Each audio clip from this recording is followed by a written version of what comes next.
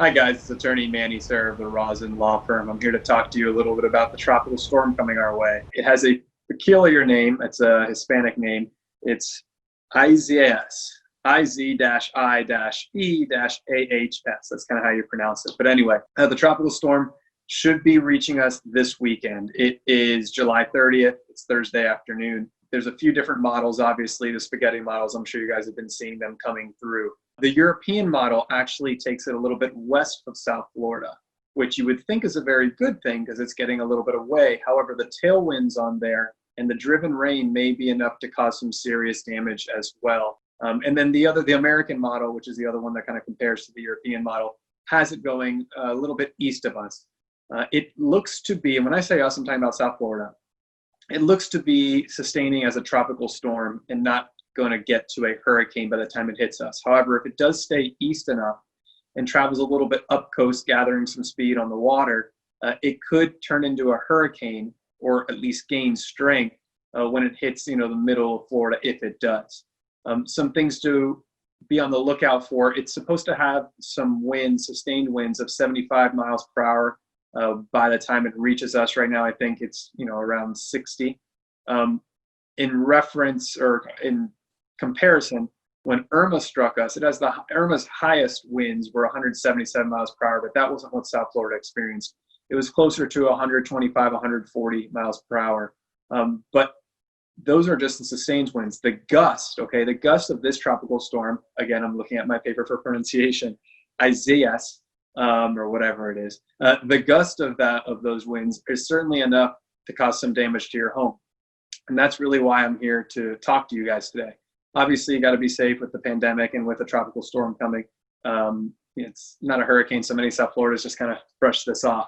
But understand that your home still can sustain damage from this. So what you want to do, and I was actually talking with an insurance agent who we kind of have the same tactic when talking to clients of, hey, in order for the insurance company to not wrongfully deny or underpay your claim for various reasons, why don't you go ahead and do a keepsake video of what your home looked like prior to the hurricane coming. So you can take your iPhone, you can walk around, you can film the roofs, walk around outside at the siding of your home if you got siding. If you get a picture of your roof, you don't have to get a bird's eye view with a drone or anything. But just kind of document what your home looks like and everything's in fine shape. Go to the windowsills, so show that the windows are all sealed up and there's no kind of openings that would allow for rain to come in that could be considered long-term wear and tear or failure to maintain your home. Those little things are things you want to look out for in the event that a hurricane does hit. Now, what do you want to look at tropical storm, post storm? So a year after Hurricane Irma hit, a little less than a year after, there was already 1 million claims filed, okay? Now, I don't even know what the number's at. We're still getting late reported Irma claims. And why is this important? We're still getting, and yet some of you guys are like, wait, what? Yeah, so it is 2020, it's July, about to be August in 2020. And there are still people that are finding out that their home may have been damaged from Irma. Now, the insurance company is really raising an eyebrow to those claims, and you can't blame them for being late reported. And really, how are they supposed to determine? We've had lots of storms since then where the damage is from. You got to hire some experts, and that's a whole other story. But the reason why I'm getting at this is that there may be a long line of people. This is a named storm. There may be a long line of people at your insurance company trying to make claims for their damage.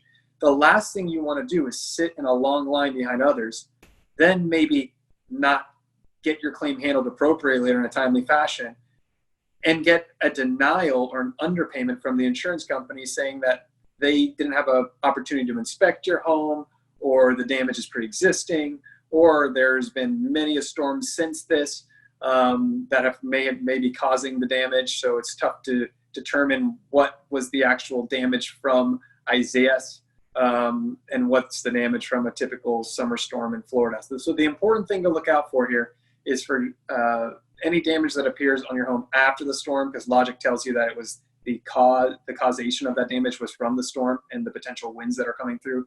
70 miles per hour, 65 miles per hour, hell, 40 miles per hour is enough to lift some shingles up and cause some wind-driven rain into your home.